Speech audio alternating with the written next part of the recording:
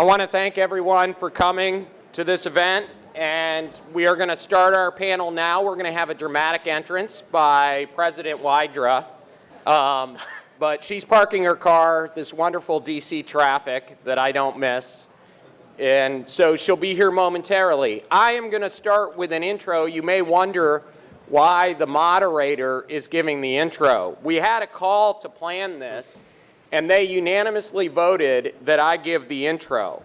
In law school, they always said the A students would be professors, the B students would be judges, and the C students would be millionaires. And so the A students wanted to hear the B student go first so they could correct all of my misconceptions about originalism.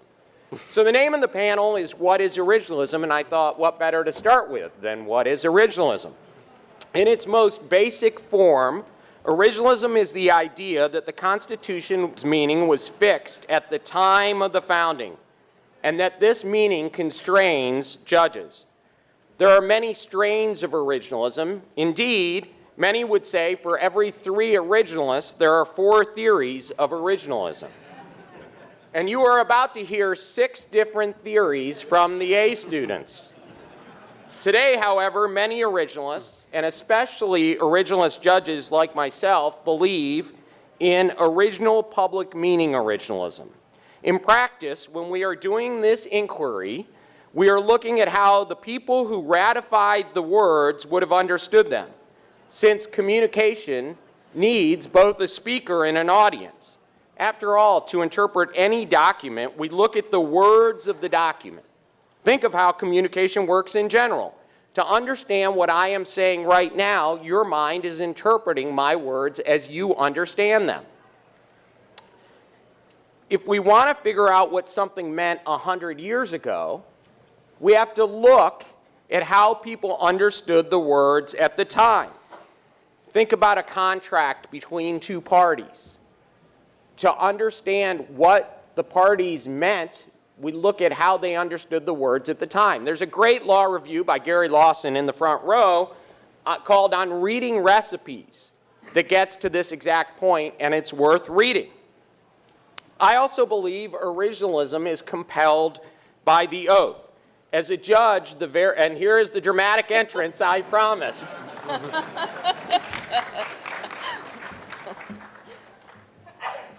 Elizabeth, I said I don't miss DC traffic. That's terrible. In Kentucky.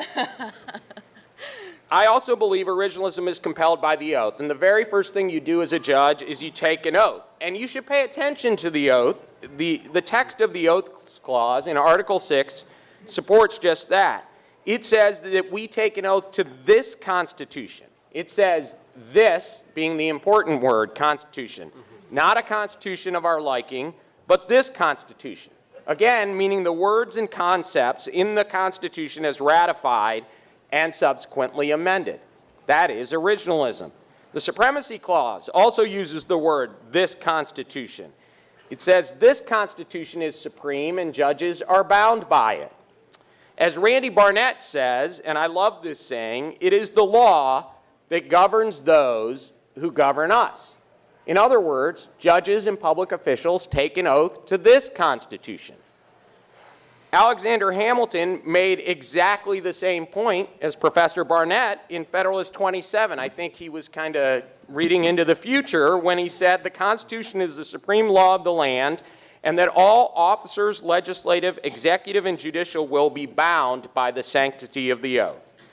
And the oath is especially important to remember as a judge because, as Chief Justice Marshall said, we have the ultimate say to say what the law is. And we know all of this because of a more basic point. The Constitution was written, unlike in England. The existence of a written Constitution suggests that we are obligated to follow it. If not, what is the point? And so now I will turn to the A students to tell me what I got wrong. And I'll start with Evan Bernick, who is clerking for the brilliant Judge Sykes. Thank you, Judge. What is originalism? Big question. I spent what was probably an unhealthy amount of time last night trying to formulate a precise and accurate definition that would be uncontroversial. I eventually gave that up and fell asleep and didn't satisfy myself that I had a definition. So when I woke up this morning, I decided I would set more modest aims for myself. I would say a bunch of things about originalism in general that I believe to be true, some things about my form of originalism that I know to be true, and just see what happens from there. So bear with me. One way to get a feel for what originalism is to understand two distinct but related claims that originalists tend to make. The first claim is a descriptive claim. The original meaning of the Constitution is law. The second claim is a normative claim. Public officials ought to follow the original meaning of the Constitution. So if you find yourself in conversation with somebody here today who's making either or both of these types of claims, you're probably talking to an originalist. Actually, if you're talking to anybody in this room today, you're probably talking to an originalist. That's a safe assumption. So what is the original meaning that originalists say is law?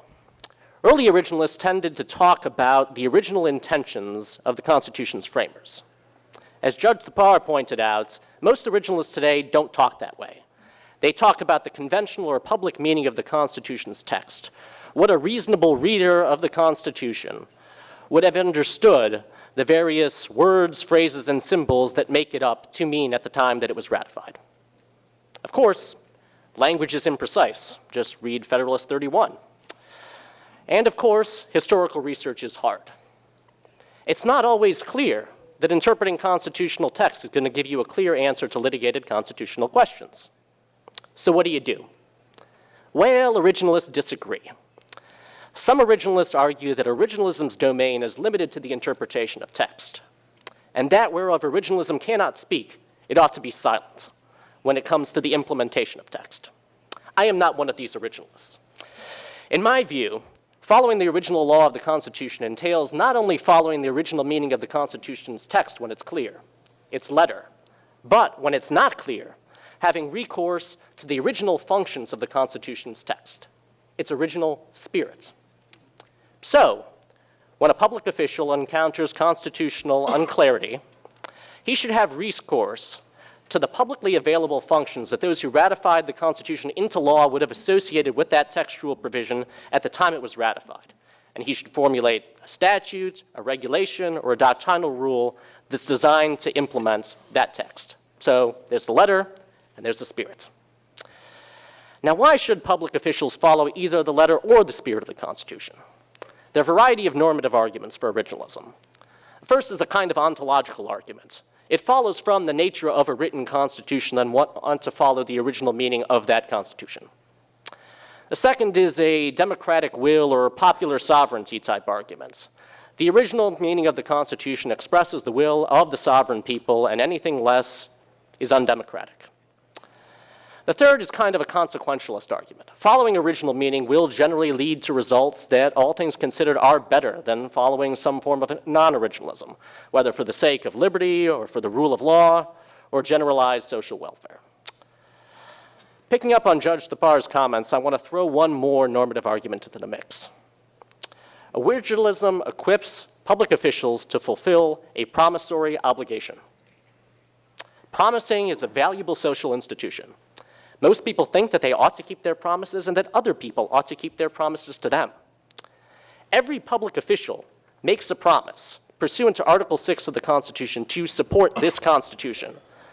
And there's no compelling reason to believe that the original public meaning of this Constitution, as Judge Thapar has just described, differs substantially from the contemporary public meaning of this Constitution that public officials take. You very rarely see public officials claiming that they are bound to support a different constitution than the one that went into effect in 1788, as validly amended, that they took an oath to a different fundamental entity than did Washington. As a consequence, both the original public meaning of the Constitution and the contemporary public meaning of this Constitution refer to a historically situated document that received its meaning when it was ratified into law. Now, not all promises carry a significant moral obligation. Think of an assassin's promise to kill someone. And I'm prepared to say that had we an evil constitution, that required systematic injustice, I'm not necessarily sure that a promissory obligation could be supported on the basis of an oath to follow it. However, we have a reasonably, if imperfectly just Constitution that provides for a scheme of social cooperation that secures the liberty and the welfare of the people who live under it reasonably well, better than any reasonably available alternative. And that's enough to support a moral obligation on the part of public officials to do as they've promised to ensure that the Constitution delivers on its promises. Originalism equips public officials to discharge that moral obligation. Thank you.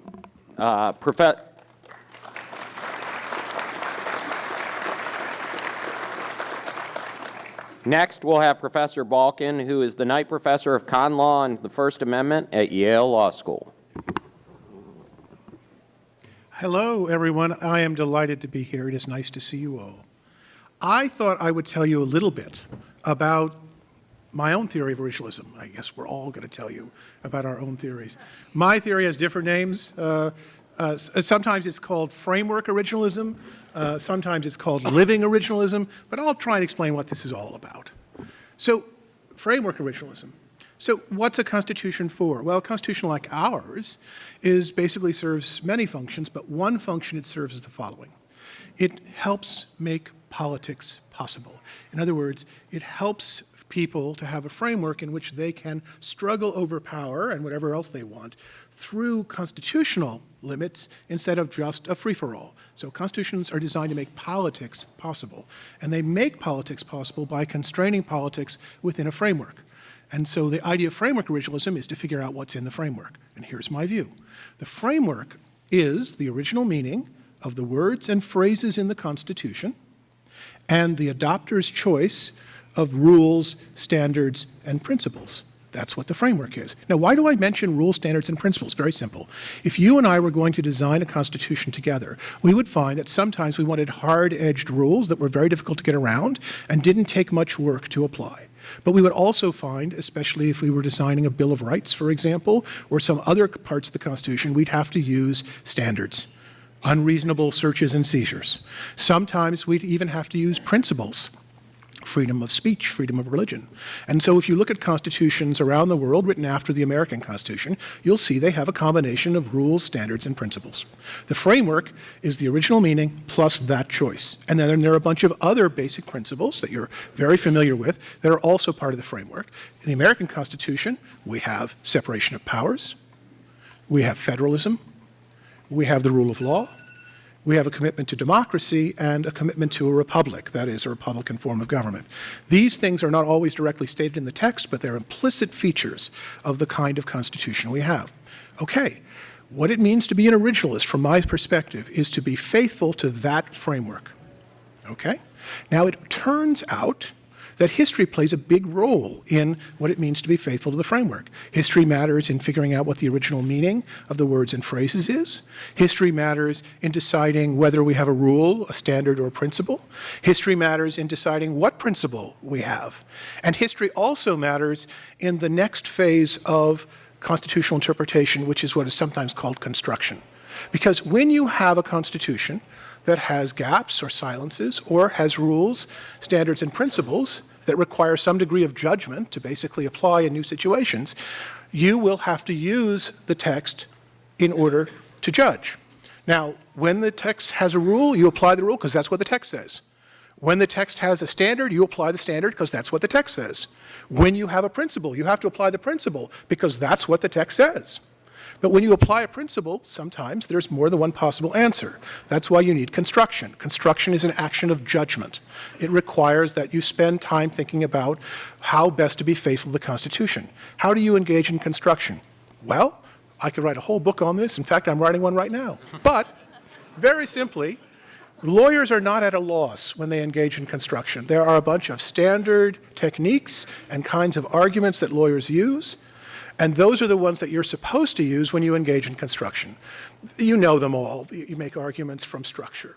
You make arguments from precedent. You make arguments from custom. You make arguments from convention. You make arguments from the history of the United States and its traditions. You make arguments from the nature of the American Constitution and the nature of the Constitutional Compact. These are all very familiar arguments. You know them all if you went to law school. They're basically second nature. This is the task of people who are engaged in construction. Now, here's the last idea I want to give you. Mine is also called living originalism, which is a mixture of living constitutionalism and originalism. That may seem very strange to you. You thought they were opposed. No, not at all. In fact, they are two sides of the same coin. But my version of a living constitution is a little different than the version of a living constitution that you may have heard of or thought about. All I mean by a living constitution is this. In each and every generation, it is the obligation of that generation to apply the Constitution's rules, standards, and principles in their own time, based upon the tradition that they have received from the past generations. That is their duty. As they do it, as new laws are passed, and as new decisions are rendered, as new constitutional controversies arrive, they will be adding to that constitutional tradition. They will be producing something to what they had before. That process of addition, of construction over time, is what we should call a living constitution. Understood in that way, there is no contradiction or conflict between the idea of fidelity to original meaning, that is the framework, and the construction of the Constitution over time, which is the proper way to think about what we have when we talk about a living constitution. Thank you.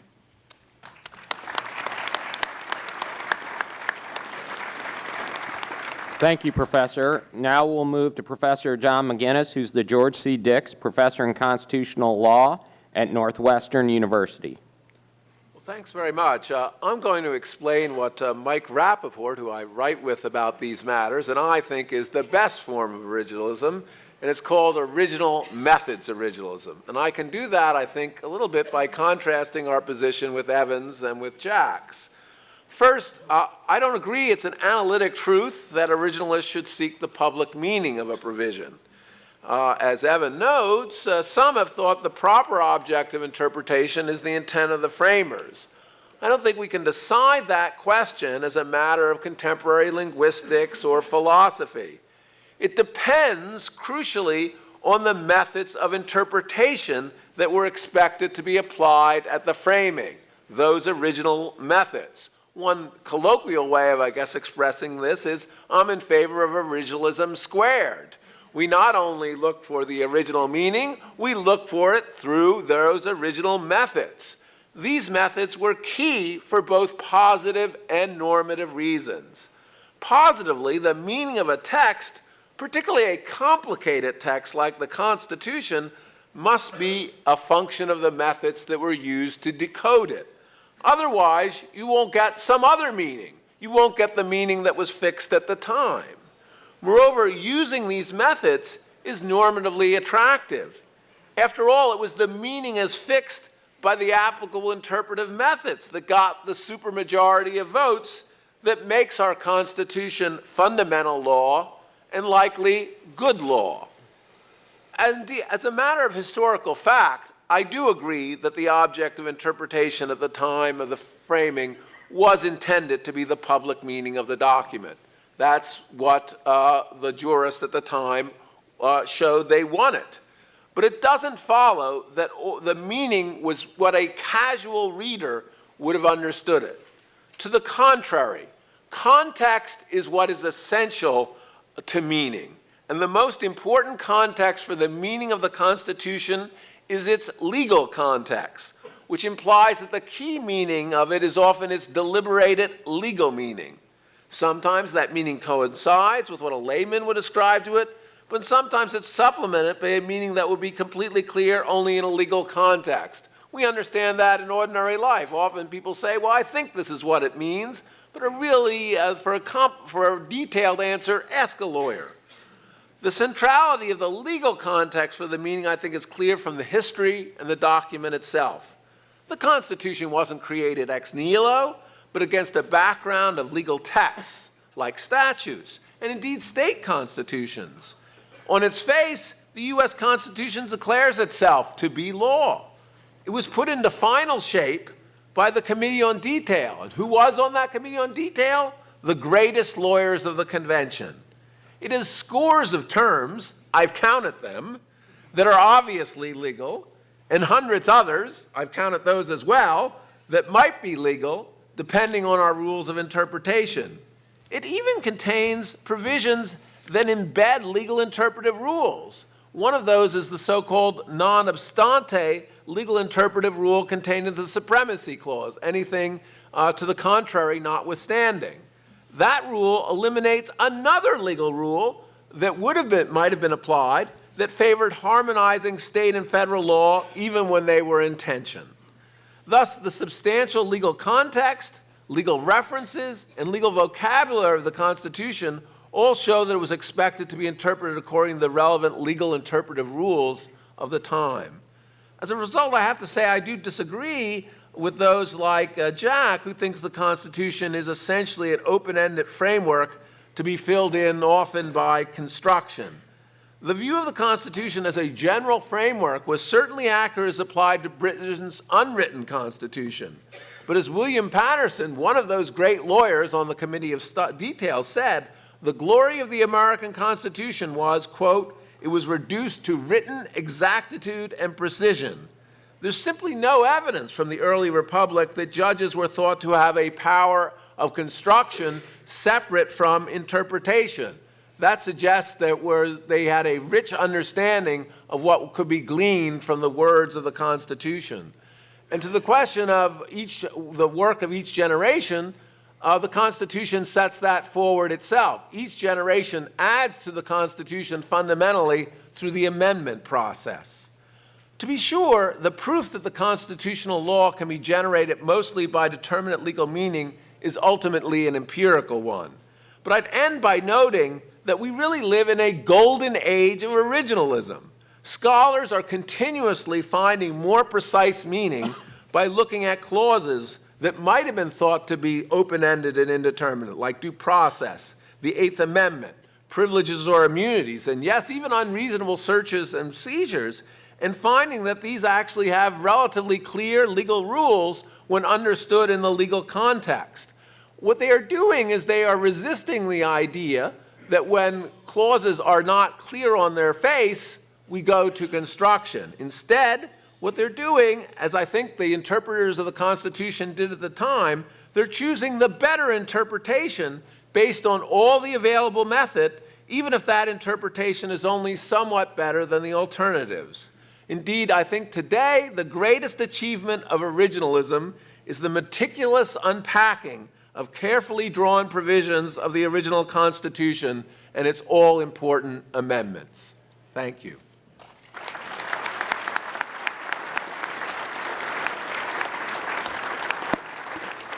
Thank you. Next, we'll go to Professor Sachs, who's a professor of law at the Duke University School of Law, to reconcile all this and give us a theory. Sure thing.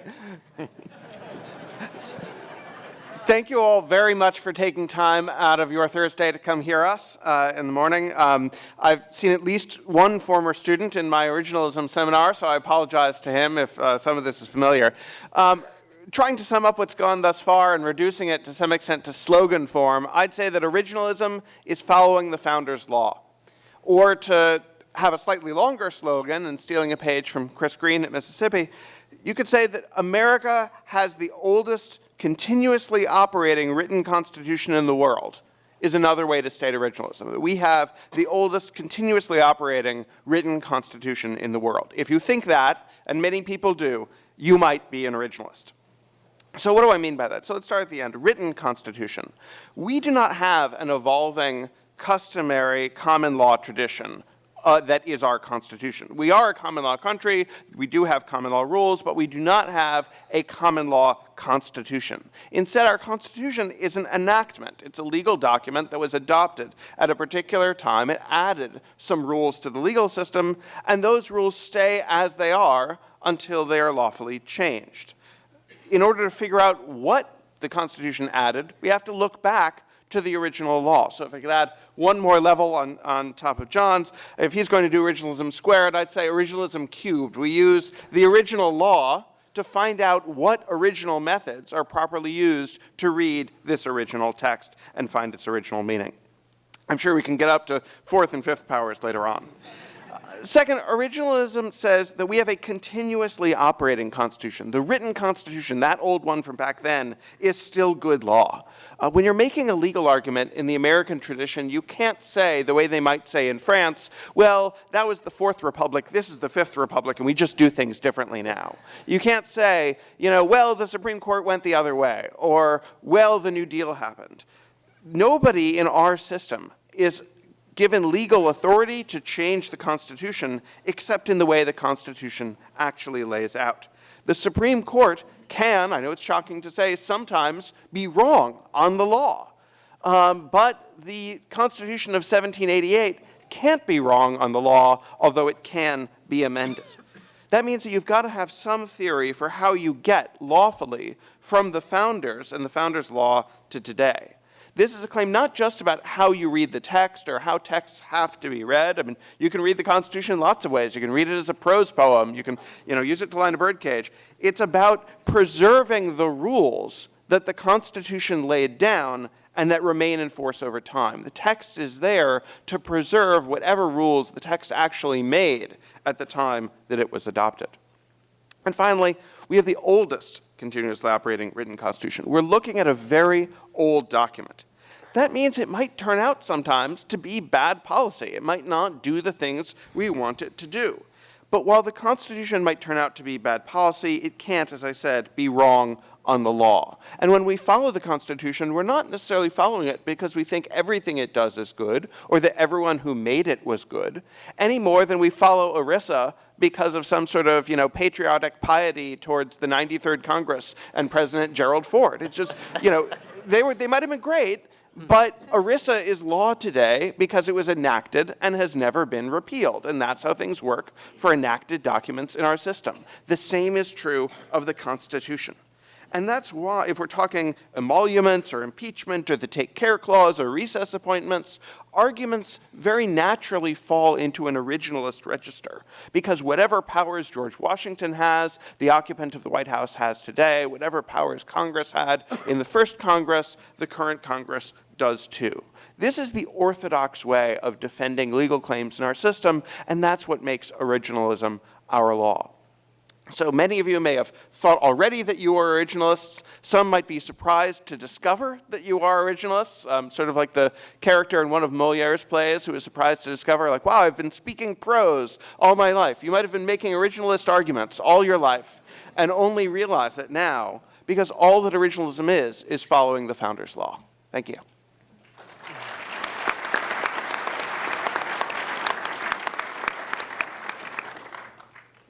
Next, we're going to hear from President Wydra. Elizabeth Wydra is the president of the Constitutional Accountability Center, and she's going to tell us why everyone before her is wrong. Thank you so much, Judge, and thank you so much to everyone for being here this morning. I always enjoy coming to speak to the Federalist Society, in part because of great discussions like these. So one thing that I've heard a lot of from the folks who've spoken already is talking about the powers of President Washington or the first Congress. And while I consider myself to be a progressive originalist, perhaps one of the most important things that I feel is left out of the originalism discussion generally is the whole Constitution. The amended Constitution is just as much part of the Constitution as the Constitution as it stood in 1788. We, the people, over time, have taken advantage of the founders' genius in putting in the amendment process to make the Constitution, over time, more democratic, more inclusive, more just. And I think that is an incredibly important thing to keep in mind when we think about who we are as a nation, when we think about what our Constitution means, because there were some systematic injustices at the founding. Fortunately, we, the people, remedied them through the constitutional means given to us. We got rid of chattel slavery through a constitutional amendment. We ensured that women and people who were of low economic means, who couldn't afford a poll tax, were included in democracy through the amendment process. We made sure that equal citizenship was enshrined in the Constitution through the amendment process. And so to privilege the original Constitution over the whole Constitution is something that I think is a grievous error and something that happens sometimes when we talk about originalism, but is something that we should all keep in mind when we're making legal arguments, when we're making value arguments about constitutional democracy. I think it's also important to remember the whole Constitution when we talk about federalism, because federalism was one of the great inventions of the 18th century Constitution. But it was drastically changed by the second founding, as some of us call it, after the Civil War, when we enacted the 14th Amendment, when we gave Congress enforcement powers under the 13th, 14th, 15th, and then subsequent rights-enhancing amendments. Obviously, we still have a federalist system, and thank goodness for that, allowing us to have state and local innovation as well as national power to solve national solutions, to provide national solutions to national problems. But that federalism was changed after the Civil War. And to not recognize that, I think, means that you aren't actually a real so-called originalist, someone who cares about the meaning of the words of the Constitution. But I think that everyone here is not wrong. You know, I think that the methods and the ways that we talk about how we do originalism is an important conversation. But I think that in some ways we have more in common than we have, differences between us. Now, I'm not going to say I'm doing originalism squared or cubed or taking the square root of it or whatever. But I think, as the good judge said, if not, what's the point? You know, people from all sides of the ideological spectrum should be grappling with, should be arguing about the words of the Constitution. If not, what was the point? What was the point of our founders writing it down? What was the point of these generations pouring blood, sweat, and treasure into changing the Constitution if we aren't going to take it seriously? And I love talking about that with more conservative or libertarian audiences like this morning. I love talking about that with my fellow progressives at those gatherings. And it's something that I think we should all agree on. Also because, as Jack said, it fosters better politics, frankly. When the Affordable Care Act was first passed, I did a lot of debates across the country, particularly with Randy Barnett. And we would get up there and we would argue about the Committee of Detail and what they meant when they gave the Commerce Clause power and all of these things. And not only did it make for, I think, a better conversation, but also if he got up there and talked about that and I got up there as a progressive and said, who cares? That's not a very good debate.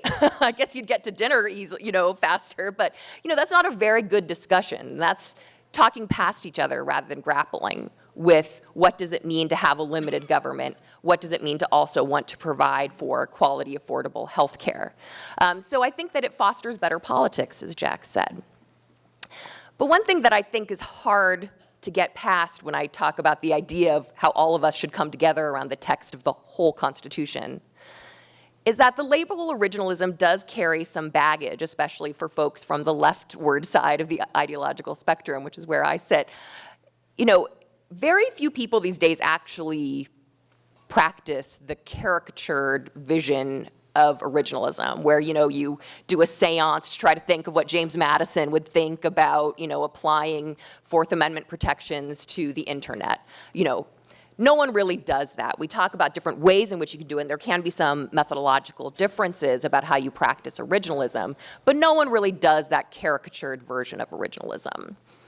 And so then we talk about, what was the original meaning of these words? What was the original meaning of due process? How does that change things? That's a real debate that I think everyone should be having. And frankly, the idea that only conservatives are originalists and liberals aren't is just wrong, and you can look at the Supreme Court to see that. You can disagree with the way that folks on one side or the other apply it, but as we've heard from Justices Kagan and Ginsburg, if you're talking about looking to the text and history of the Constitution, they're originalists too, and they've said that at various points.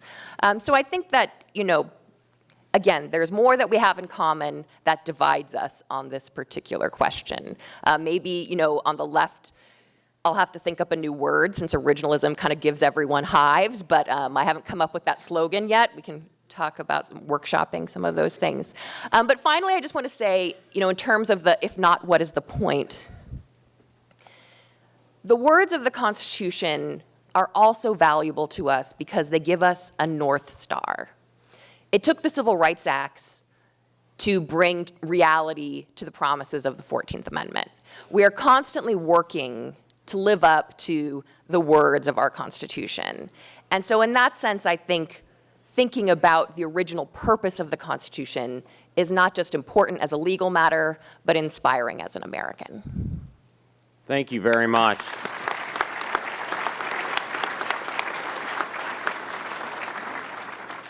Finally, we will hear from Professor Christina Mulligan. She's the Vice Dean for Academic and Student Affairs and Professor of Law at Brooklyn Law School, and she's going to clean all this up. Only kind of. The previous speakers have spoken about what originalism is, but these comments are going to address more what originalism is not, or at least does not have to be. Not presenting a separate theory, but presenting a way of approaching the theories that we've just heard. Many critics of originalism discount it or see it as illegitimate because they perceive it to be a tool for conservative white men to maintain their power over legal society. And it certainly does seem like originalists are largely conservative or libertarian or Republican, largely white and largely male. But that's not what originalism has to be. Originalism can be more diverse in many ways, and that diversity can be leveraged to make originalism better while sticking to the values of fixation and constraint central to originalism. Now, talking about diversity and originalism with different audiences is a really interesting experience because different audiences are inclined to embrace and reject different parts of these claims. So with this audience, I expect the notion that originalism is a valuable method to be a relatively easy sell. You might reasonably think, listen, either originalism is the correct way to interpret the Constitution or not. That doesn't change if the people who like originalism right now are conservative or white or male. If that's how the law works, originalism is just what we're legally obligated to do. But I expect the harder sell is this, that originalists can learn from the critiques of originalism that say it has problems with sex and race because those concerns get at something real and important that we can address today while still being originalist. Or maybe in other words, just because you disagree with how some people on the left talk about race and gender doesn't mean there's nothing to talk about. The key insight for originalism is to recognize that some criticisms of originalism are about the past and some criticisms of originalism are about the present. The criticisms about the past, that the framers were white, that the framers were male, that the framers are dead, are things that we can argue about the relevancy of, but we can't do anything about them. But focusing solely on the identity of the framers misses most of the weight of the criticism of originalism surrounding sex and race. Counterintuitively, many criticisms of originalism's relationship with sex and race are actually about what originalists do in the present. So what are these present-day criticisms? First, that originalists are homogenous in terms of their political beliefs and social experiences, and so we're all more likely to interpret constitutional text the same way, perhaps more likely to see what we would expect given our own beliefs and experiences rather than what the framers or what the amendment ratifying era populations actually did believe. Second, that originalists focus too much on sources by the founding era elite in contrast to other historic populations. And the third criticism, that originalists and people associated with them today, Republicans, conservatives, libertarians, just don't really care about the rights and liberties of women and people of color. So why trust originalists if they advocate for a document that ostensibly symbolizes these racist and sexist problems? So each of these concerns can be addressed today while being faithful to originalist methods. And I think addressing each of these concerns makes originalism better on its own terms. So for example, a less biased originalism is one in which those doing the interpretation come from a variety of perspectives. So it's important to value having a diverse population doing originalist interpretation for its own sake. Elizabeth brings a different perspective than John, and while neither is more likely, Elizabeth and John on this panel, not like a hypothetical Elizabeth and John, and while neither of them is more likely to be right based on who they are, based on the fact that they're female or male or progressive or conservative, the fact that they look at the same evidence with a different eye increases the likelihood that they're going to be able to see different things and correct each other's mistakes. A better originalism is also one that looks to a variety of historic sources. Black people and white women were present and speaking and writing throughout the Constitution's history, most especially during the discussion and adoption of the Reconstruction Amendments. They constituted the public that makes the public meaning as much as anyone else, and we can pay more attention to them even though many of these authors are relatively obscure. They're there. And self-promotion alert, some of these texts, discussions of some of these texts appear in my article, Diverse Originalism, if you want to look it up after the panel. Finally, and most challenging, we can start to address the alienation that many people feel from originalism and from the Constitution in a couple ways. First, we as originalists can be conscientious about applying our enthusiasm for originalism equally across legal issues. If you believe the original meaning of the Second Amendment protects the right to bear arms, make a point of emphasizing that equally whether a gun owner in a particular case is white or black. Second, we can be more careful to separate the morality of the Constitution from the failings of the people who wrote parts of it. To analogize from a simpler case, whether the Declaration of Independence espouses good values does not depend on whether Thomas Jefferson was a good person. Thomas Jefferson spoke with excruciating clarity about his belief in the inferiority of black people in his notes on the state of Virginia. Yet, the Declaration will always be a beacon that reminds us all men are created equal. So to answer the original question of what is originalism, it's a method by which we interpret legal meaning today through appropriate reference to yesterday. And to the extent we choose how to approach that interpretation today, we have a great deal of latitude in how well we can be originalist and how big a tent we can build.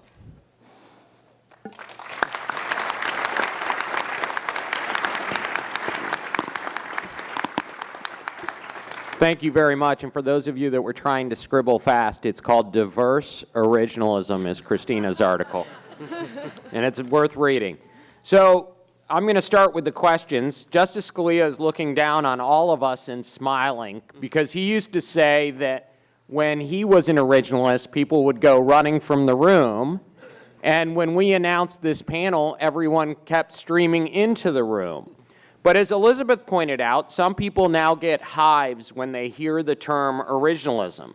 So do you think originalism is a useful label and why? And after hearing all of your theories, are you all really under the same tent? And I'm going to start with Professor McGinnis and then have Professor Mulligan comment. I think it is a useful label. Larry Solom, who's a professor at Georgetown, says originalists have a family of theories, and they do agree on certain things. They agree that the meaning of the Constitution was fixed, either analytically or perhaps as Steve and I do, contingently because of original methods or the law, and that's a very important matter. The meaning of the Constitution was fixed at the time it was enacted. And secondly, we think it should at least contribute to the constitutional law today. The difficulty, of course, is that even in families, there are black sheep. And also in families, the other difficulty is we don't agree on who are the black sheep. And so there are a lot of divisions within originalists. And so I would just note three large matters that may, while that analytic point is absolutely true, that may divide us more in practice than unite us in theory. And so let me just lay them out very briefly, because I think you should look for them. This will be discussed throughout this weekend, the conference. I think the first is how thick the meaning of the Constitution is. How much is done by interpretation and is fixed? How much is done by construction and is more open-ended? We saw a big difference between Jack and myself on that. Another question is, how much should judges be aggressive in using the Constitution to invalidate the views of other branches? Judicial engagement versus judicial restraint. How can that be fixed in the meaning of the Constitution? And finally, precedent. There are just thousands of Supreme Court cases, not all of them originalists. What is the theory of originalists have with respect to precedent? Many of us have very different theories with respect to precedent. Some have no weight to precedent. Others give it a great deal of weight. So those practical issues, I think, actually divide originalists more than unite them. But there is a core that we all share. Thank you. Christina? So I took this question from a little more of a PR perspective, and does originalism as a label do the work that we want it to do? And I don't know the way out of this, but a challenge with the label originalism is that it kind of evokes this kind of founder worship and wanting a historical golden age to return that people kind of more left of center might find suspicious, even though it's not really core to what originalism is and is doing. And I get where it comes from, that it comes from kind of rejecting a kind of freewheeling living constitutionalism and trying to situate it in a particular thing, place, and time. But I get a lot more mileage out of not emphasizing the original part. So one of my colleagues before I came here says, why would anyone be originalist? Like, this is just some completely wild idea. And I was like, well, how do you interpret a statute that was passed in 1905? Right, and like and that kind of led off into a discussion of like, this is just how law works, much as Steve Sachs and Will emphasize in their work a lot. And so kind of emphasizing more, we're just doing law, this is how law works, I think makes it easier from a public relations perspective or an expansive perspective to convince people who are very nervous when they hear the word originalism because they think it means having to embrace other aspects of the 1780s, that's not what it has to be. I don't know what other word we would use because it's the word, but I think it's something to keep in mind. Thank you. So let's answer Christina's colleague's question. Why should someone be an originalist? And Evan and Jack, why don't you all tackle this? So Evan, you want to go first? So yeah, I think that as an initial matter, just figuring out what the law is a useful thing, regardless of whether you think the law is good or bad. Steve brought up ERISA. Simply knowing where you stand before the coercive apparatus of the state is a valuable thing, if only because, to the extent that you don't understand it, you can't see what's wrong with it, and you can't change that in ways that would be more conducive to your normative convictions. The other way, though, that originalism is valuable, at least to me, and the reason that I'm an originalist, is I think that the original Constitution is pretty good. It sets up a just scheme of social cooperation. It's worth preserving, insofar as I'm interested in establishing justice, securing the blessings of liberty, providing for the common defense, and all that stuff in the preamble. Those are non-controversial, largely political goods that the Constitution has served well in its amended form to secure over the course of at least the last several decades. And I think that's good enough to support a commitment to the original meaning of the Constitution. To answer that question, you need to divide it into two. First question is, why does the Constitution become law? Second question is, why does it continue to be law today? Answer the first question is very easy.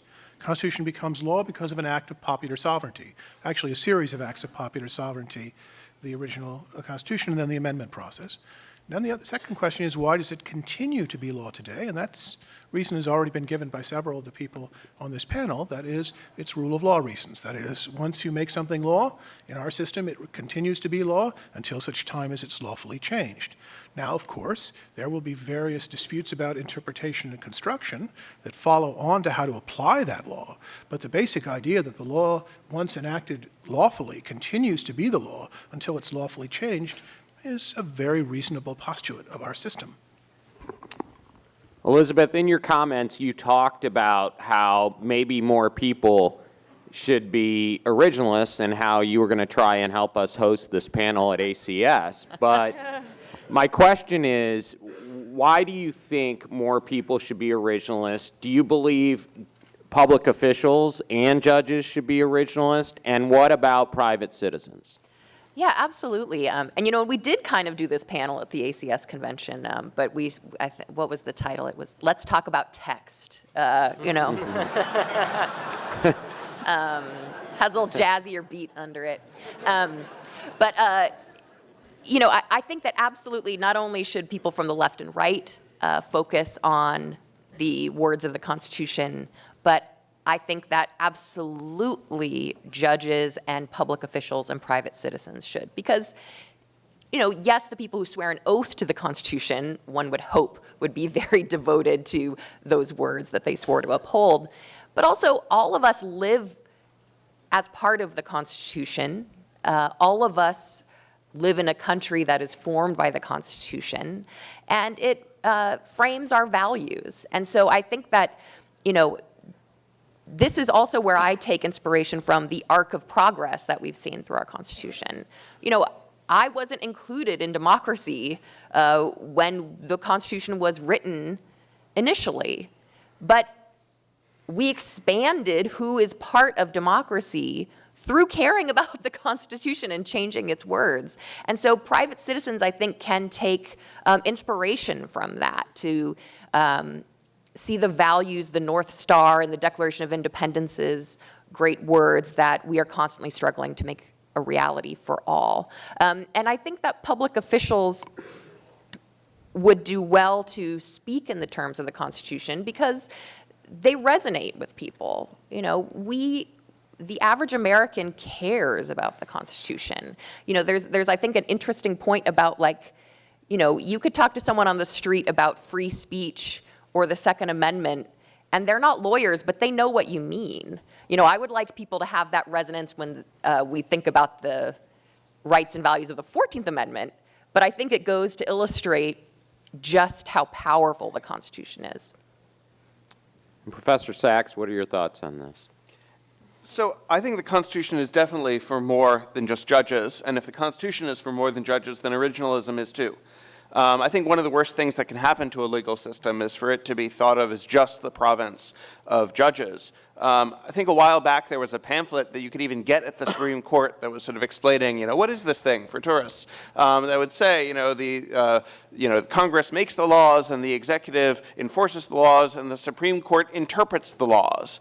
And I think that's actually not quite how it goes, because the Supreme Court, or any court, interprets laws only because a case has come up that they need to decide in accordance with the law, whatever that law might be. And they have just as much and only as much province to interpret it as anyone else has who needs to find out the legal answer to a given question in a particular case. When Chief Justice Marshall was saying that it's the province and duty of the courts to say what the law is, it's because they have to figure it out in order to give a legally appropriate judgment. That doesn't mean that their voice is the only voice at the table or that whatever the courts say goes. So originalism is for anyone who wants to know about our law, and that is far, far more, and has to be far, far more than just judges and courts. Do you, Professor Sachs, do you think originalism encourages activism or restraint? And that came up in some of your comments, I mean, the panel's comments. And in answering that question, can you define those terms, activism and restraint? And Professor Mulligan, be thinking about it, because I'm coming to you next. So can I define those terms? Not hardly. People use activism and restraint to mean all sorts of different things.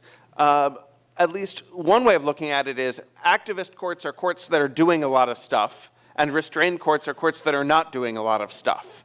And I think part of the problem is that the Constitution requires judges to do only and exactly as much stuff as it does. Sometimes the Constitution tells judges you're going to have to strike things down. If there's freedom of speech, then no, maybe you can't make it illegal for people to put out a movie criticizing a presidential candidate. That is something that you might have to involve yourself in the political system just to do your job as a judge to render the right decision in a particular case. On the other hand, it might mean that you can't interject yourself into a different kind of decision, some hotly contested area for legislation, whether in Congress or in the states. There might be some authorities that the Constitution does not reserve to judges. So originalism sometimes encourages and sometimes discourages judicial action. But a lot of what people mean when they talk about judicial activism is how independent are the judges? How much of their personal judgment is being exercised? You know, sometimes that too will come up. You can't decide whether a given search is reasonable under particular situations, so that asking yourself a lot of questions. Different reasonable judges might come to different answers on that question. But the Constitution does not, in general, give judges the power to enforce legal rules of their own invention. Their job is to enforce rules that are, by and large, created elsewhere. And so in that sense, it's a very powerful restraint, not in the sense that it never lets them do anything, but in their choice of which rules to enforce is restrained by having a constitution that they themselves can't amend. Professor Mulligan? So obviously, activism and restraint are very rhetorical terms that don't have necessarily particularly precise definitions. But if we're going to say activism is like making stuff up, it's interesting, right? Because originalism was born out of a desire to give some weight to ways to not make stuff up, and yet one of the main criticisms that you hear of originalism is that this is just an excuse for people to situate, to dress up motivated reasoning and authority and get the results that they want. It's a way for conservatives to be activists in just a different way, right? And the truth is that any interpretive method that's not rotely mechanical is going to have the ability to be bent and twisted by people that are biased or have motivated reasoning or are too confident in their own abilities. And so, not even because they're trying to get the results they want in some conscious way, but because we all unconsciously read things to comport with our expectations, even if our expectations are not even what we like or what's good for us. So the nice thing, originalism in some ways encourages activism no more than any other methodology, though it's important to remember there's space for it. It also gives us the tools to restrain ourselves within the appropriate boundaries because that's such an important value to originalism. But in order to maintain those boundaries, we have to work very consciously and intentionally to be faithful to that framework. So basically, we don't have to be activist, but we have to try, we have to care, we can't forget. We can't just assume originalism will take care of it because that's what it says on paper. So I'm going to ask each of you this question, but I'm going to start with President Wydra. And you pointed out in your remarks that Justices Ginsburg and Kagan have referred to the original meaning. And so what I'd like you to do is point to an opinion, any opinion, each of you, that you, if asked for an example of originalism in action done properly, what opinion would you point to? So I think that's a great question, and I think, Justice Ginsburg has talked about reproductive justice and reproductive autonomy in a way that I think reflects the equal citizenship guarantees of the Constitution. And I think that's an important point to raise because one of the major criticisms of the right articulated in Roe is that it isn't rooted in the Constitution. And so I think that one of the quiet but perhaps revolutionary things that Justice Ginsburg has done, as is often her style, is to root that more directly in the Constitution by talking not so much about privacy, but about the idea that one cannot be a truly equal citizen as guaranteed in the 14th Amendment, as reinforced in the 19th Amendment, which we're going to celebrate the 100th anniversary of next year, if you cannot make the basic choice for yourself over whether or not to bear a child. And I think that that is a very powerful and yes, originalist articulation of Roe that she has written into some of her more recent opinions at the court, as well as having in her advocacy when she was in private practice. Professor Sachs? So the example that comes to mind actually isn't a judicial opinion. The arguments over the creation of the Department of State and the sort of so-called decision of 1789, whether the president could remove heads of departments. I think that the examples of the debates in Congress, not everyone agreed, not everyone came to the correct conclusion, but I think they were all looking at essentially the right questions. They were saying, okay, well, what does the Constitution grant by saying the executive power? And what does it take away by qualifying that in other clauses that affect the president's power? And what power does it grant to Congress in the necessary and proper clause? And so looking at this question, not as just, what's the right way to run a government, that they also had to decide and very urgently, but what's the general rule, and to what extent does the Constitution cut back on that in certain ways, and where can we look to find guidance on this? I thought it was an amazingly well-conducted debate, and really a reminder to us today, not only that Constitution is for congressmen to consider and not just judges, but also that we should expect that our representatives in Congress are having the same degree of care for constitutional questions as we would expect in a judicial confirmation hearing. And Professor McGinnis, you have one for us? I think the concurrence in Noel Canning was a really good example of originalism done right. Won't go into it in detail, but one question is, what does session mean for the purposes of the recess appointments clause?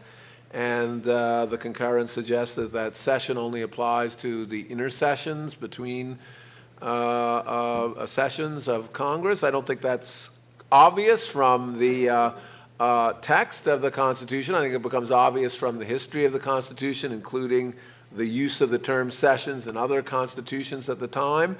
Mostly, it's important to understand that that's just the better meaning based on all of the evidence. And I think that's the way originalism should be done. So I think it's really a model of deploying the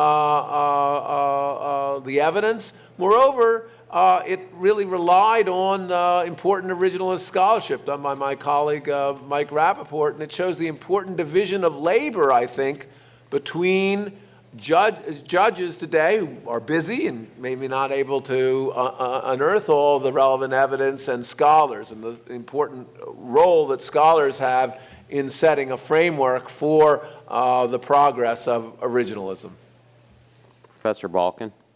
Hi. I thought first by saying I strongly second Elizabeth's suggestion that there is a very strong originalist case for Roe and Casey based on the 14th Amendment's prohibition on class legislation, and that a style of legislation that subordinates or reduces one group to another is in fact suspect under the 14th Amendment, and that is in fact the best way of articulating the originalist case for Roe. But if you want an originalist opinion that really shows how originalism should be done, the one I would choose would be Justice Harlan's dissent in the civil rights cases. I know you're all familiar with his dissent in Plessy, but the one in the civil rights cases is in some ways even more important. And the reason why is it correctly understands Congress's role in passing civil rights legislation, a legislation designed to protect the civil rights of everyone. It also correctly understands the role that the Citizenship Clause had in binding both the federal government and the states, and requiring both the federal government and states to protect equality. And the last thing I wanted to say about this wonderful opinion, it makes I could spend a whole lecture just on how wonderful this opinion is, originalist opinion, is that if the court had agreed with Justice Harlan in the civil rights cases, Plessy versus Ferguson would have been a preemption case, because the 1875 Civil Rights Act would have been held constitutional, and Louisiana's statute in Plessy would have been preempted by federal law. So I just want to second that everything that Jack said about Harlan's dissent in the civil rights cases. It is an overlooked originalist gem. My particular case that I would uphold as an example of originalism done properly is one of Justice Scalia's less famous but most important opinions, and this is Crawford v. Washington, decided in 2004. I mean, it's a practical matter. Crawford transformed criminal procedure by establishing an entirely new methodology for determining when the use by prosecutors of out-of-court statements violates a defendant's right to confront the witnesses against him.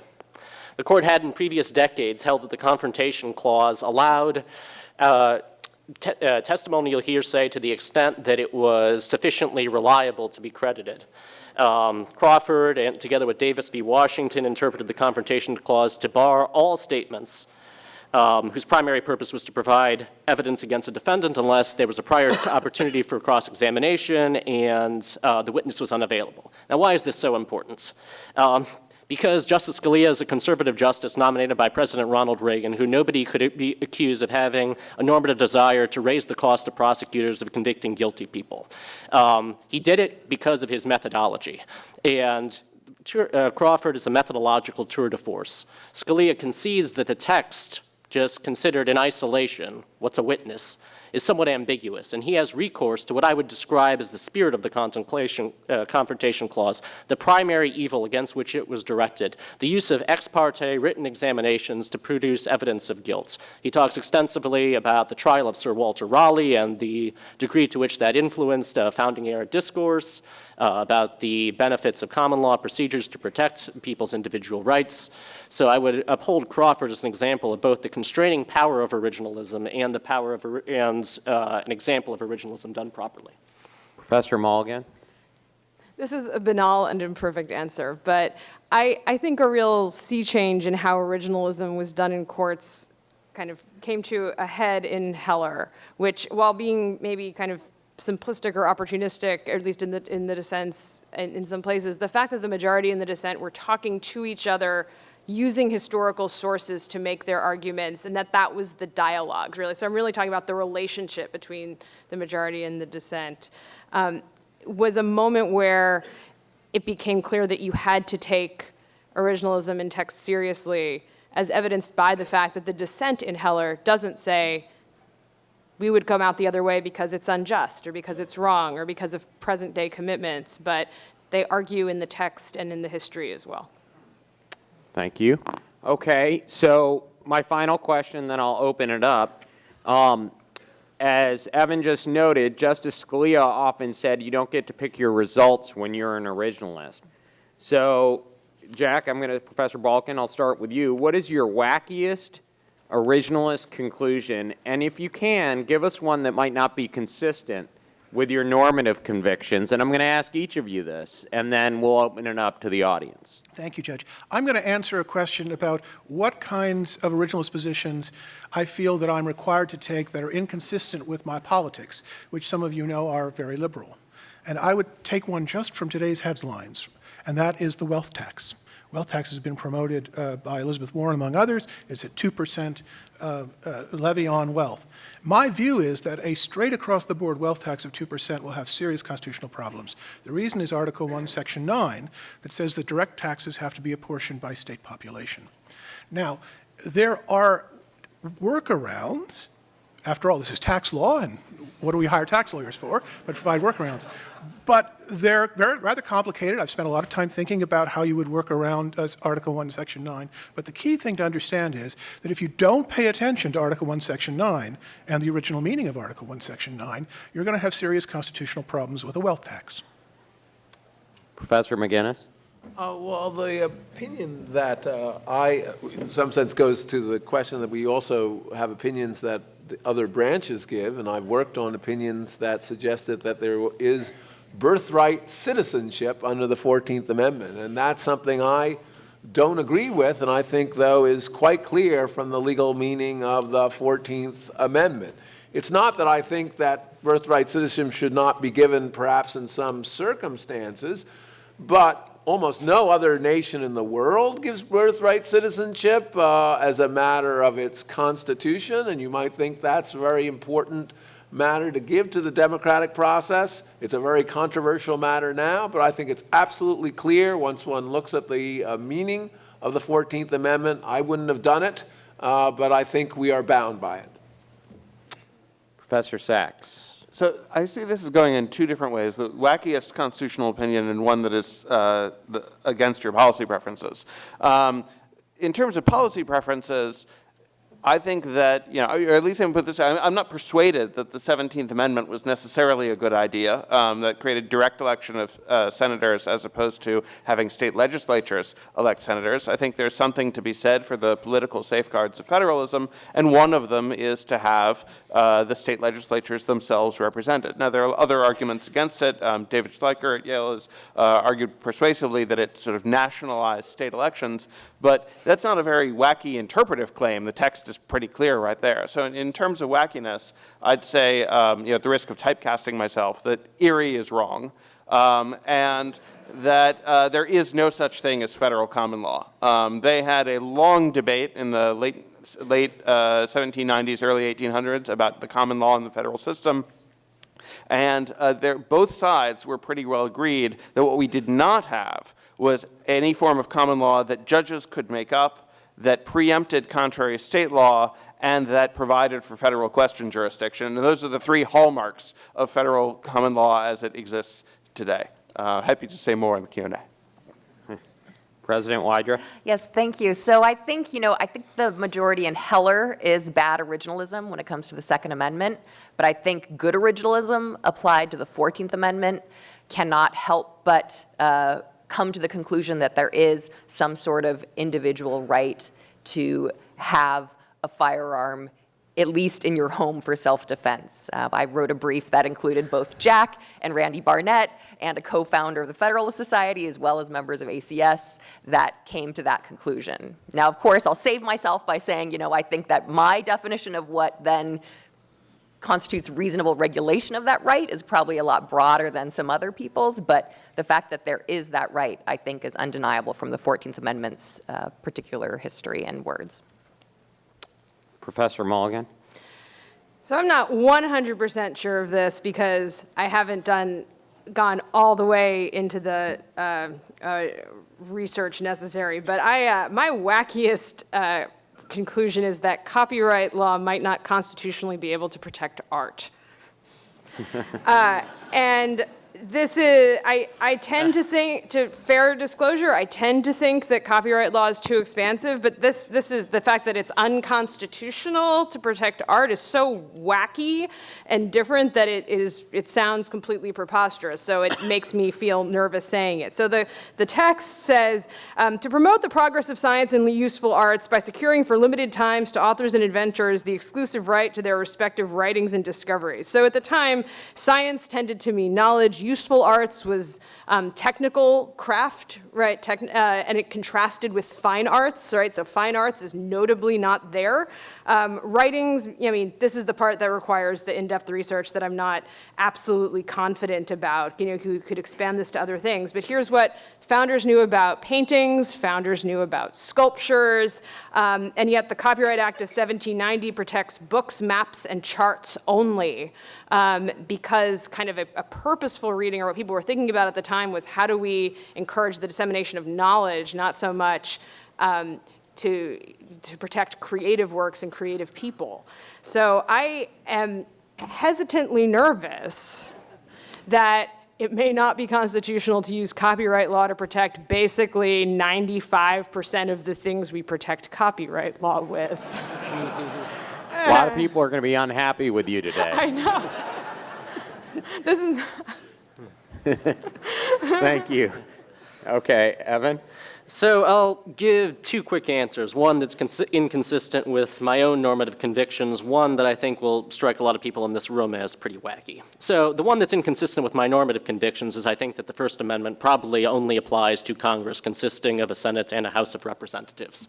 Therefore, it does not constrain the President or any other federal constitutional actor. I hasten to add that I believe that the 14th Amendment's privilege or immunities and due process of law clause protect the freedom of speech at the state level.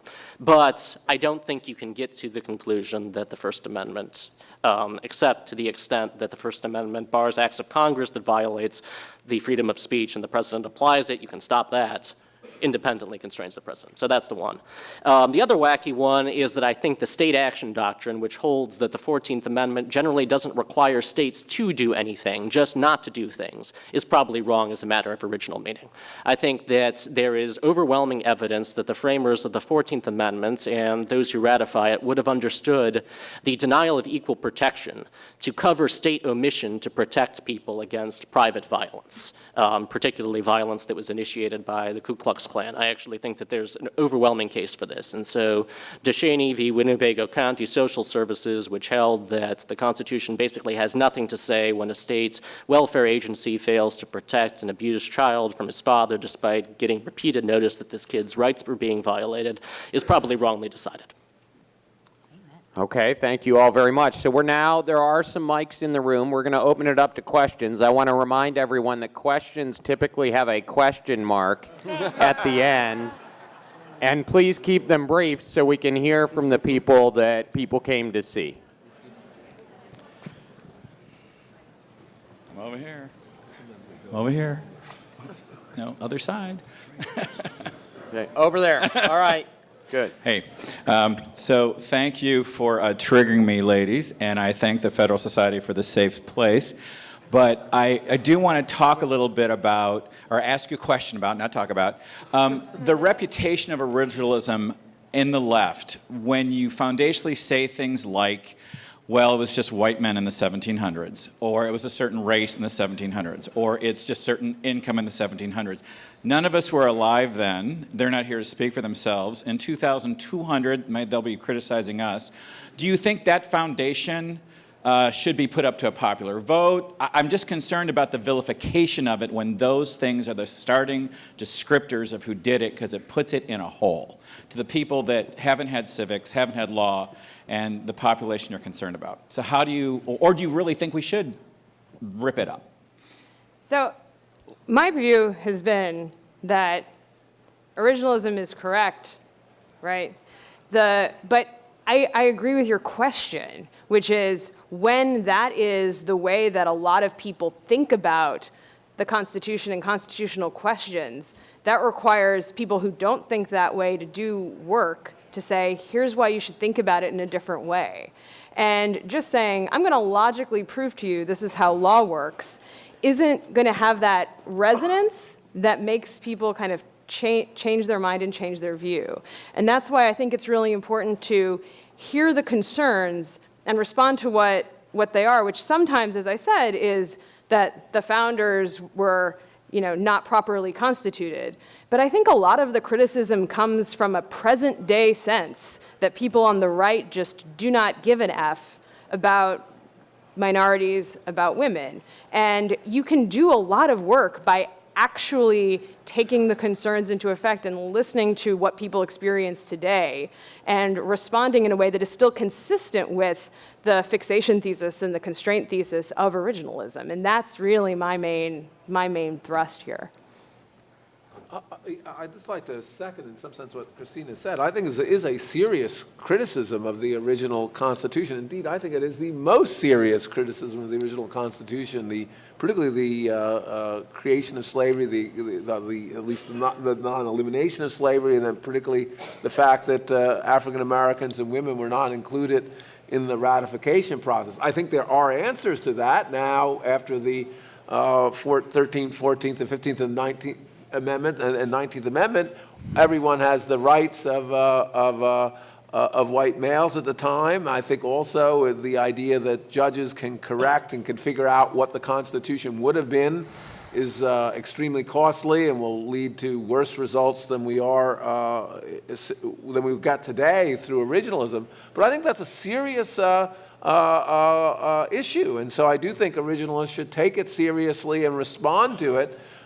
We should not vilify our founders, but we should understand the defects and say that despite that, originalism is the way to interpret the Constitution today, but it's an argument that needs to be answered.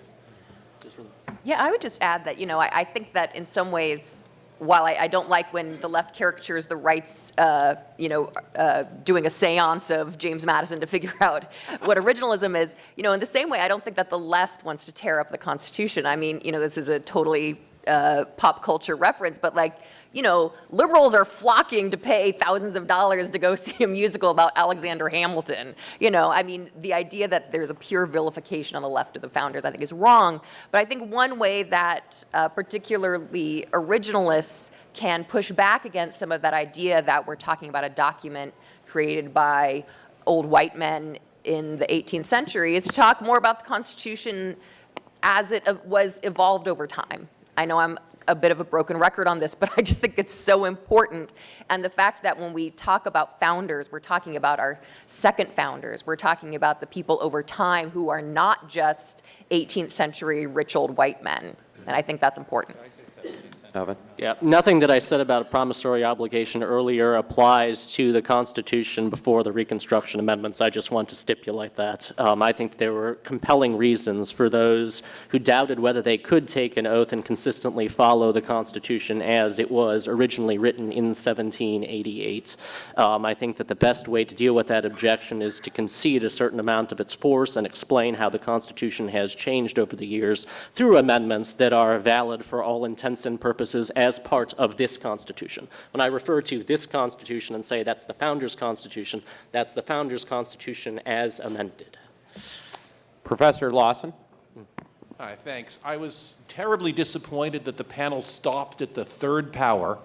So I want to see if I can push you to the fourth and fifth powers.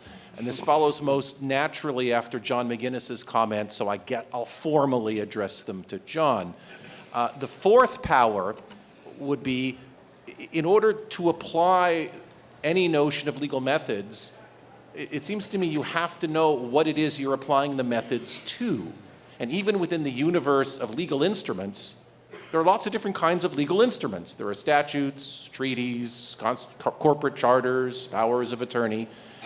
And the rules of interpretation can be subtly but importantly different for all of those. So question one, fourth power for John. To apply legal methods, do you have to have a categorization of the thing to which you are applying those methods? And then the fifth power is that, John, you pointed out that a lot of originalist work is establishing what the best understanding of a constitutional provision is. Is that good enough? I mean, if this was a criminal trial, it certainly wouldn't be good enough to put someone in prison. Is it good enough to establish a constitutional norm that 3 steps down the road might result in putting someone in prison?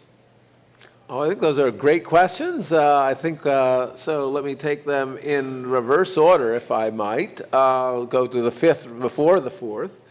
I think that is a tremendously important question, and the issue is how much evidence should be required for a judge to displace a decision of another branch. And that seems to me a question of judicial power, and that is itself an originalist question.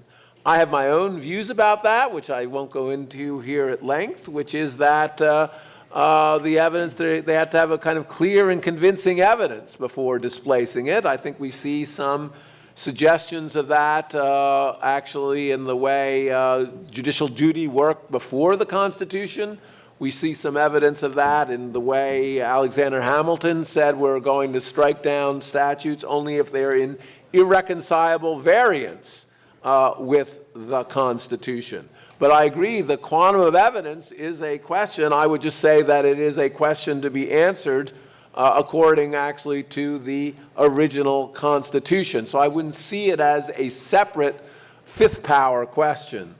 The fourth, I think, is something of a fourth power question, because you're absolutely right. There can be a lot of different kinds of rules. Now, I think I want to be cautious here. A lot of interpretive rules, expressia unius, apply to all legal documents. And a lot of those apply to the Constitution.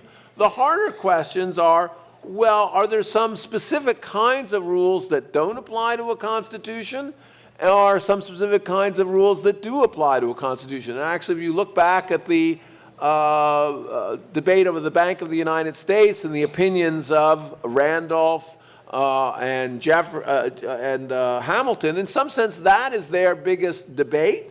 And that, I guess, is a question really almost like a common law of interpretive rules. What kind of document is this? How do we fit it in best to the set of interpretive rules? What's the best analogy? Do we understand the Constitution just as a super statute, which I think is the way most people understood it at the time? But what differences does that mean? But precisely because it is shorter, does that mean we do not apply certain interpretive rules? That was Hamilton's argument in certain respects. So I agree, we do have that fourth power question, and that I think is the hardest issue about the decision about what interpretive rules to apply to the Constitution. There are a set of interpretive rules that you really just can't read off, and you have to make these kind of analogous arguments. And then again, you go back to my basic point, which I think was accepted at the time, the Uber rule.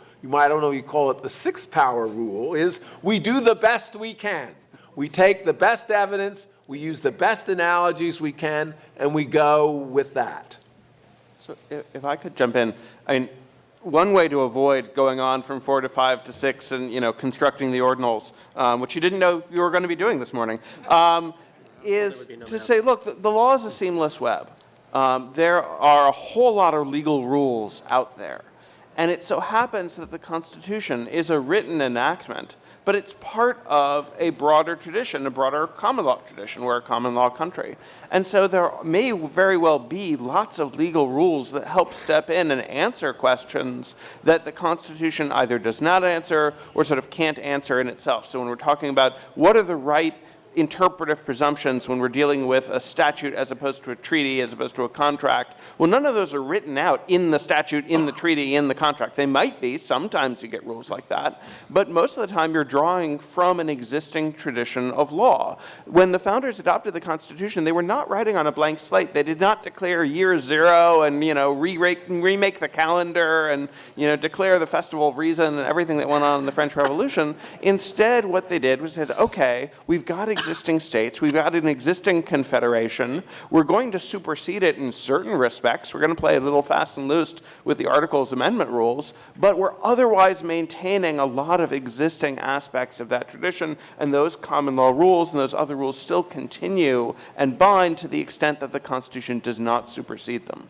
So I think that a lot of the sort of iterative problems can be solved or at least eased by recognizing that the Constitution was not the only legal game in town, and there was a whole lot of law on the books already that indeed the founders were crucially relying on to make the thing they were adopting work. Over here. Well, thank you, Judge. My name is François-Henri Briard. I'm the chair of the French chapter of the Federalist Society. Oh, now you're in trouble. I'm sorry. Thank you. And I'm here with a group of lawyers, a delegation from Paris. I have two short remarks, one for Professor Balkin and one for Professor Sachs. To Professor Balkin, I would like to say thank you, because this is exactly the way we do interpret our Constitution in France. What you said about living originalisms, we do refer to the original intent.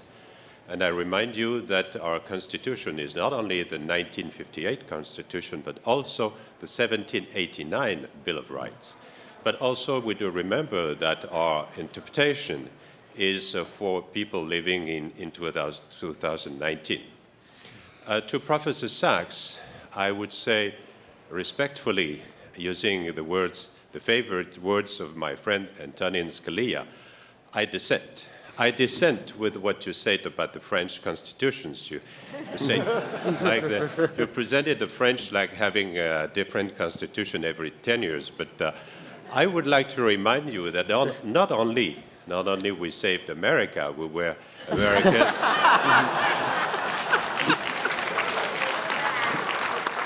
we were America's first ally. Not only this, but we did invent the principles on which current originalism relies, especially separation of powers. And we do refer to these principles in many opinions of our Conseil Constitutionnel, the Constitutional Supreme Court. So your debate this morning was very interesting for us, and I would like to thank you very much.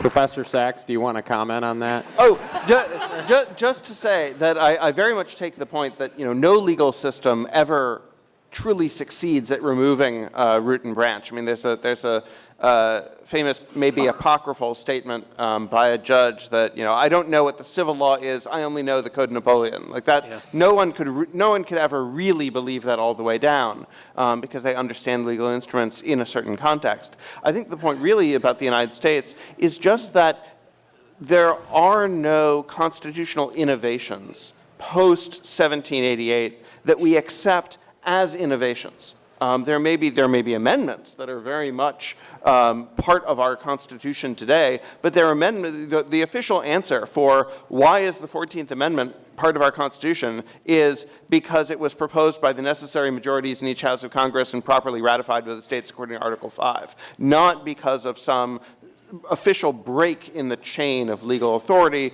which many other countries have had subsequent to 1788. It is that I'm trying to distinguish America from, and certainly not from our alliance with France.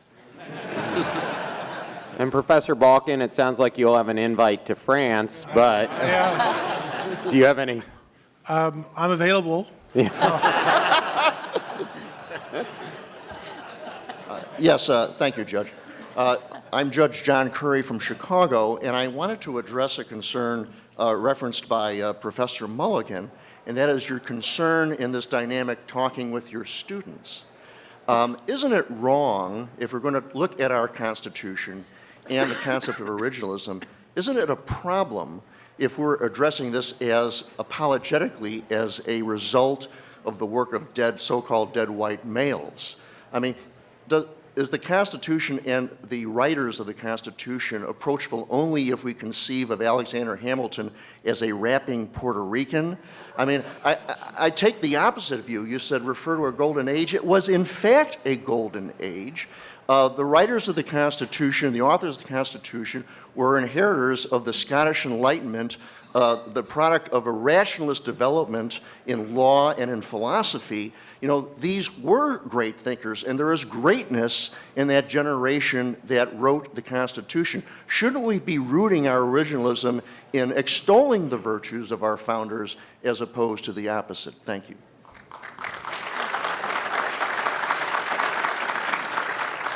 So to be clear, when I repeat this dead white men language, it's not because I think that's the way we should be thinking about it, but that when a large percentage of the population thinks about something in a certain way, it necessarily becomes something that you need to address head on and talk about and take seriously. Even if you disagree with what it is, to sort of say, you know, I'm just not going to talk about it, leaves a lot of people that might be potential allies who might say things that are potentially interesting or relevant that could teach you something even if you still disagree with them kind of to the side. You know, the reality, I think, is that the framers, the founders, many other people in America's history were extremely brilliant at law and philosophy, designed an amazing governmental system, and also, for reasons that I think make sense given the cultural context of the time, still owned people and believed that women weren't smart or capable enough to vote. And the fact that that's true means that there is a mixed record in the past, just as there's a mixed record in the present, and there's a mixed record with any complex human being that tries to do anything meaningful with their life, because we're all human beings trying our best to make sense of the world, and sometimes we're really smart, and sometimes we're brilliant, and sometimes we get it wrong. And the right way to approach American history or any history is to recognize the whole complex picture of who we are and what we've been doing. Professor Balkin, do you want to comment? Yeah, I wanted to take a page from the Enlightenment too. But first, I'll start with Lincoln. Well, Lincoln's talking about the Declaration of Independence, and he says, you know, when these words, "all men are created equal," are written, they're not true. It's just not true. People are held in slavery. The conditions are those of great inequality. But Lincoln says the words are put there so that someday they might become true, so that each generation would see that they had an obligation to redeem the promise of those words. This is an Enlightenment idea, the idea that each generation can improve on the past generations and can add something in their experience as times change. This also is the way we should think about our founding as a great experiment, but also a great success, and the various ways in which we've improved the American experiment in democracy, especially during the period of Reconstruction. And that we should see our Constitution not as something that we are chained to, or as simply an object of our obedience, but as something that we have been bequeathed, something that we have been handed, something which is our duty to redeem in our own time.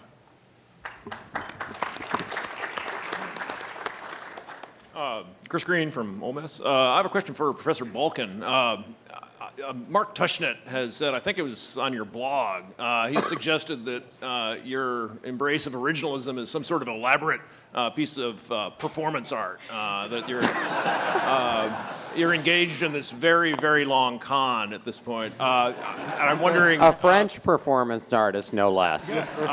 So, are you? And can you... Can you do something more vivid to demonstrate that you're not?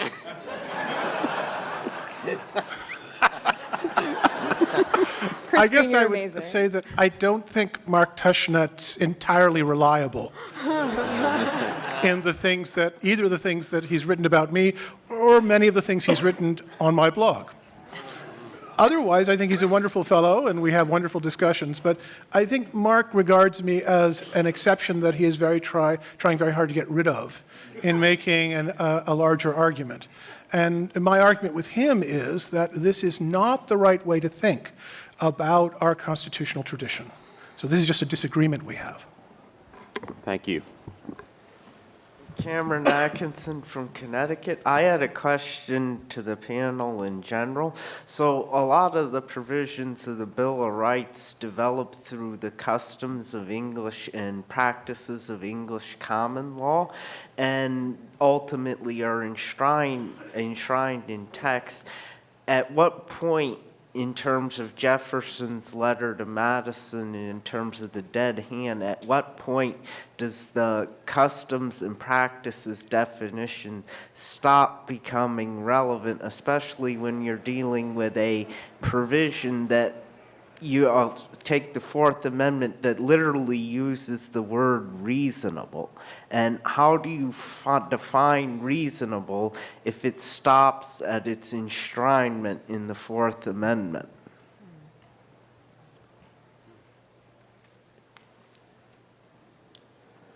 So one thing that I might venture on that point, I should say at first, I'm not a Fourth Amendment expert. So, you know, my research into the subject is not as extensive as I would like it to be.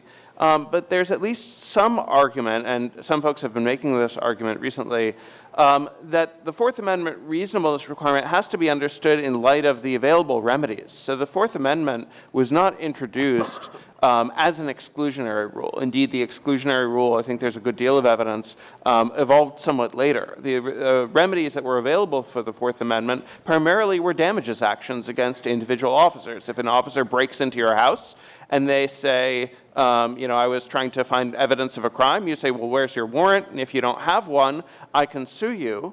And the fact that you're an officer won't save you because there's the right of the people to be secure in their persons, houses, papers, and effects from unreasonable searches and seizures.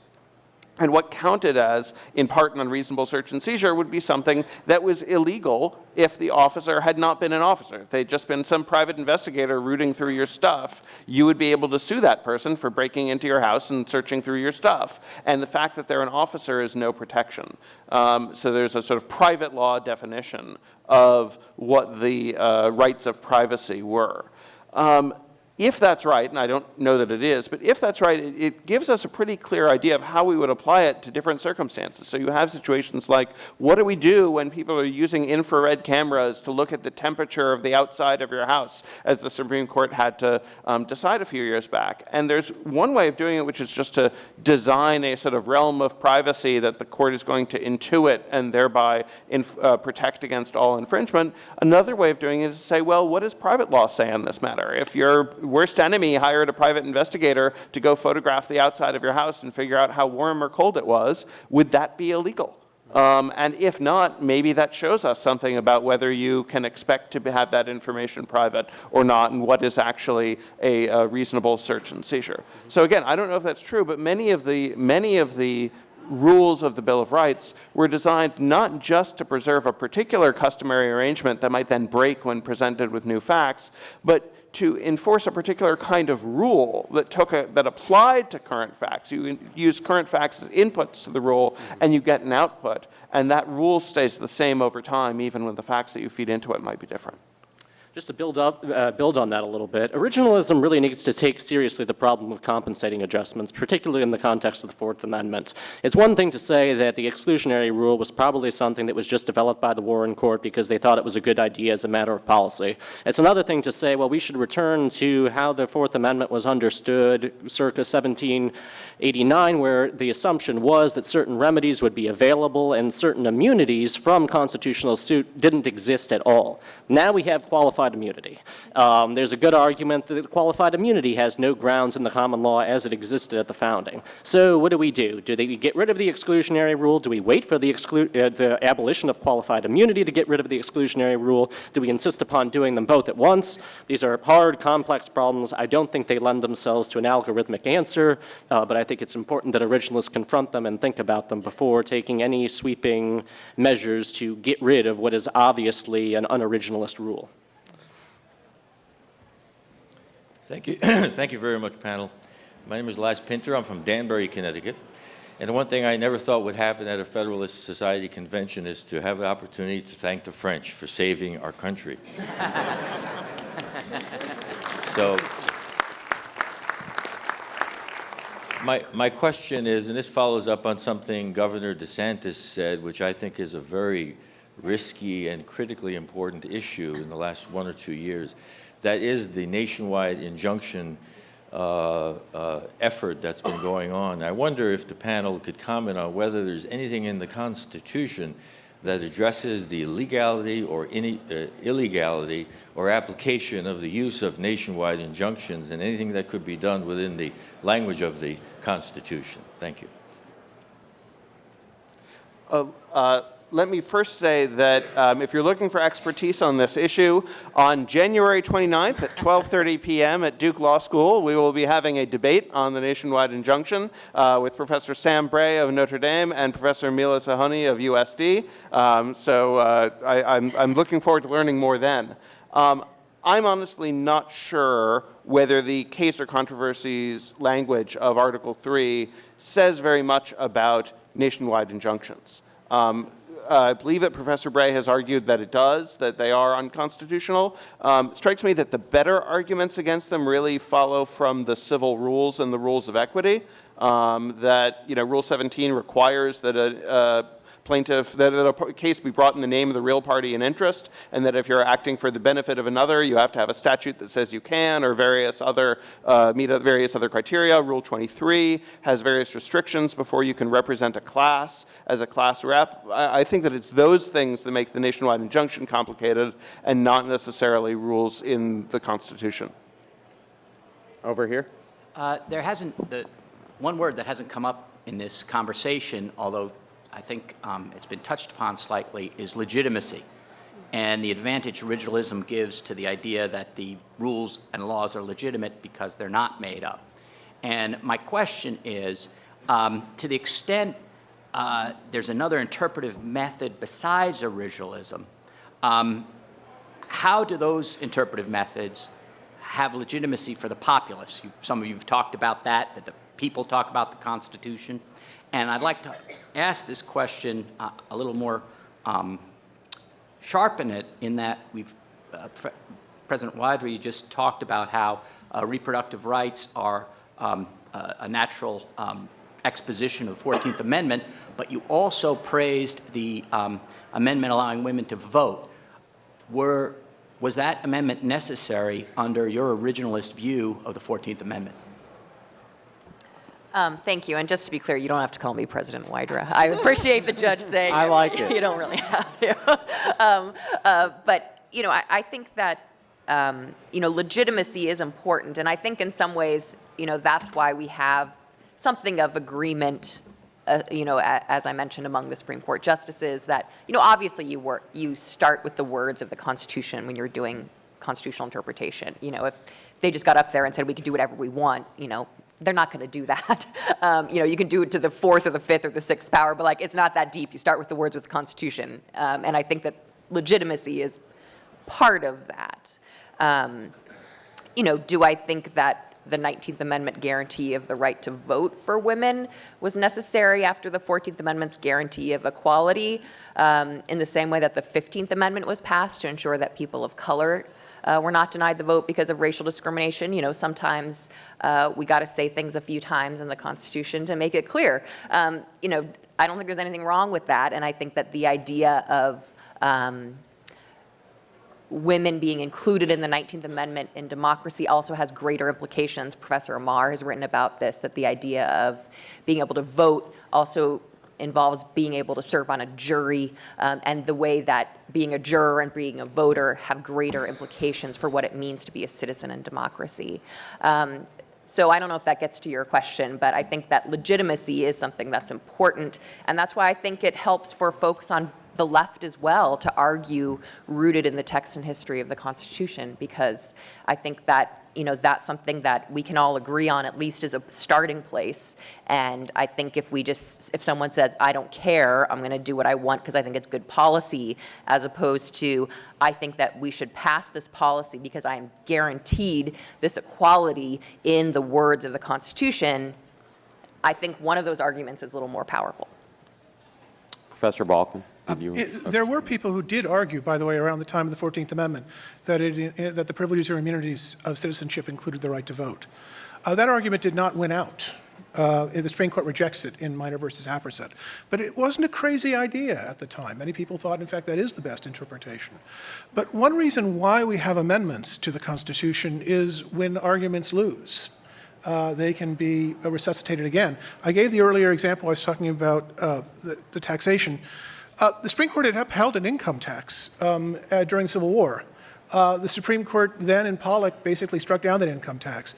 Well, Pollock was wrong. It was just incorrectly decided. But the 16th Amendment essentially restored, or not completely, but helped to restore the correct interpretation. This point is the point that Steve Sachs has made, and I agree with it. The Supreme Court is very often wrong. In fact, throughout history, the Supreme Court has more often been wrong than it has been right. It's very important when we think about our Constitution to understand that each of us has an obligation to think deeply about what we think our document means. It belongs to us. It doesn't belong to the Supreme Court. It's very important that each of us make our claims on the Constitution to each other. Because, in fact, if we don't do that, the Constitution will be taken from us. It will no longer belong to us. I just want to note that Professor Balkin said that, not Judge Thapar. So I'd like to focus on legitimacy and originalism's importance to legitimacy. I think one of the most important aspects of legitimacy is the sense that we, the people, are sovereign, and we, the people, are sovereign, must ultimately be sovereign over our fundamental law. So it is absolutely crucial that the Constitution contain an amendment process so that we, the people, through supermajorities, can change our law and rule ourselves. Originalism is absolutely crucial to protecting the amendment process, because if we didn't have originalism, could be judges who could amend the Constitution, and indeed the wind would be taken out of the sails of the amendment process. People would try to do this through judges and judicial appointments rather than through collectively making decisions themselves. So we think that our popular sovereignty here and now is important to the legitimacy of our Constitution and our whole political system. Originalism is at the foundation of that. Well, unfortunately, we need to stop. I know we could go all day with this panel. What a phenomenal panel. So please give them a round of applause.